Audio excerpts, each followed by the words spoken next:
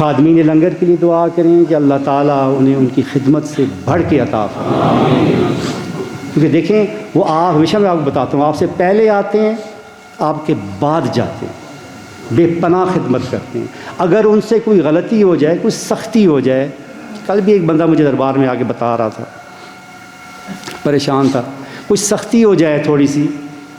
کوئی غلطی ہو جائے تو اللہ کی رضا کے لیے معاف کر دیا کریں،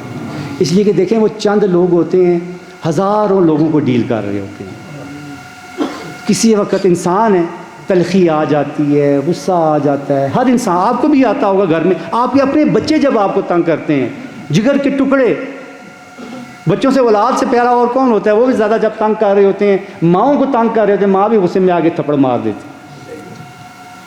کبھی کبھی سختی ہو جاتی ہے، تکلیف مل جاتی ہے، تو اللہ کی رضا کے لیے معاف کریں کہ اس کے بدلے اللہ آپ کے میرے گناہ معاف فرمائے۔ یہ ہمیشہ یاد رکھا کریں، یہاں دل تھوڑا بڑا کر کے آیا کریں، سکون کی تلاش کرنے کے لیے نہیں آنا، کوئی ہوٹل میں تھوڑی آئے ہیں آپ نے سیر و سیاحت کے لیے آئے ہیں، اگر ٹورزم ہے، آپ مری میں مری کی یہ رونقیں دیکھنے کے لیے اور پہاڑ دیکھنے کے لیے نہیں آئے نا، اللہ کی رضا کے لیے آئیں، تکلیف اٹھائیں گے اللہ آپ کے گناہ معاف کرے گا، آپ جائیں گے تو مہکتے ہوئے جائیں گے، جیسے میں ہمیشہ بتاتا ہوں، مہکتے ہوئے جانا ہے میرے بچوں اور مہکاتے ہوئے جانا ہے، یاد رکھو، مہکتے ہوئے جانا ہے اور مہکاتے ہوئے جانا ہے، اس لیے کہ آپ کے آقا کا پیغام سلامتی ہے، امن ہے، محبت ہے۔ یاد رکھو،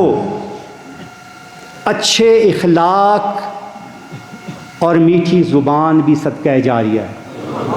اچھی بات کرو گے یہ بھی عبادت ہے، اور اگر فتنہ اور فساد کرو گے